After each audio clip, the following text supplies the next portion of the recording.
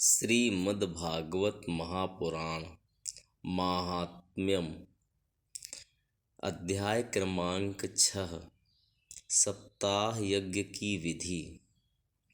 श्लोक क्रमांक 76 के पश्चात। सूत उवाच एवं ब्रुवति वै तत्र नारदे वैष्णवोत्तमे परिभ्रमन् समायातः सुको योगेश्वरस्तदा।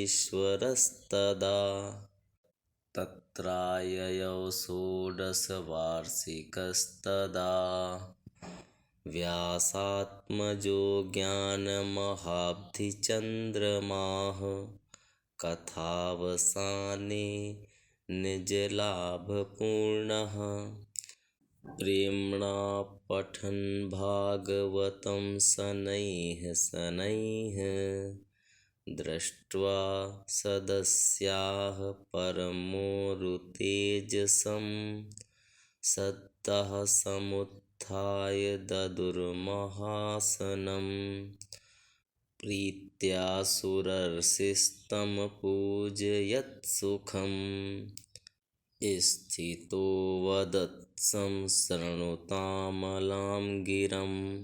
श्रीशुक उवाच निगमकल्पतरोर्गलितं फलं सुखमुखादमृतद्रवसंयुतं पिबत भागवतं रसमालयम् मुहुरहो रसिका भुवि भावुकाः धर्मः प्रोज्झितकैतवोऽत्र परमो निर्मत्सराणां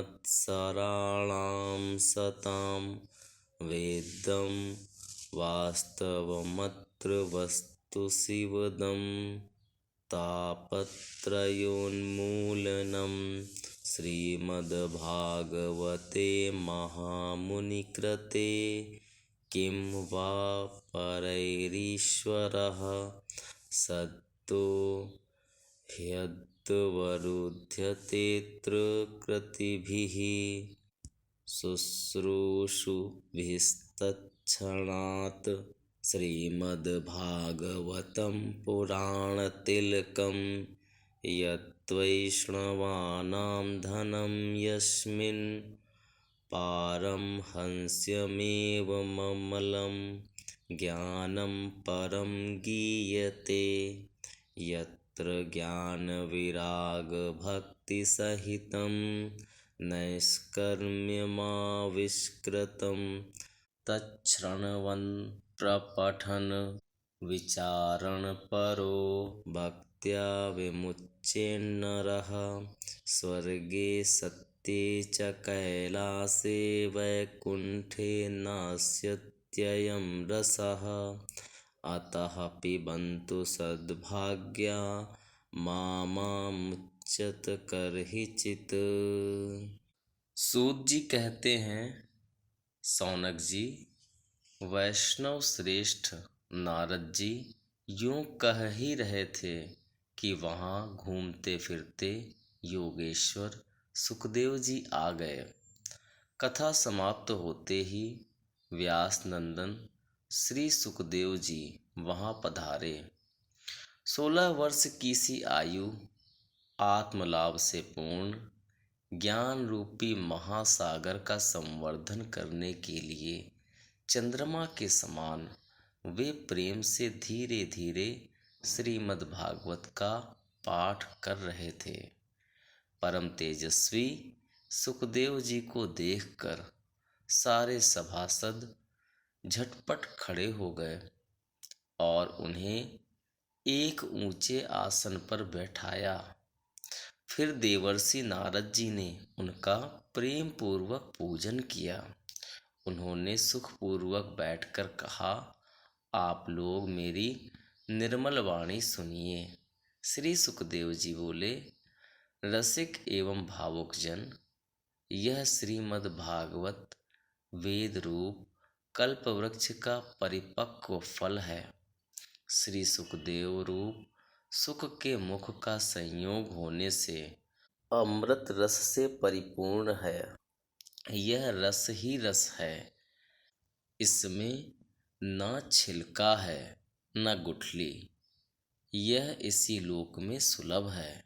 जब तक शरीर में चेतना रहे तब तक आप लोग बार बार इसका पान करें। महामुनि व्यास देव ने श्रीमद् भागवत महापुराण की रचना की है। इसमें निष्कपट निष्काम परम धर्म का निरूपण है। इसमें शुद्धांतःकरण सत्पुरुषों के जानने योग्य कल्याणकारी वास्तविक वस्तु का वर्णन है, जिससे तीनों तापों की शांति होती है। इसका आश्रय लेने पर दूसरे शास्त्र अथवा साधन की आवश्यकता नहीं रहती। जब कभी पुण्यात्मा पुरुष इसके श्रवण की इच्छा करते हैं तभी ईश्वर अविलंब उनके हृदय में अवरुद्ध हो जाता है। यह भागवत पुराणों का तिलक और वैष्णवों का धन है। इसमें परमहंसों के प्राप्य विशुद्ध ज्ञान का ही वर्णन किया गया है तथा ज्ञान वैराग्य और भक्ति के सहित निवृत्ति मार्ग को प्रकाशित किया गया है। जो पुरुष भक्तिपूर्वक इसके श्रवण पठन और मनन में तत्पर रहता है वह मुक्त हो जाता है। यह रस स्वर्गलोक सत्यलोक कैलाश और वैकुंठ में भी नहीं है। इसलिए भाग्यवान श्रोताओं, तुम इसका खूब पान करो। इसे कभी मत छोड़ो, मत छोड़ो।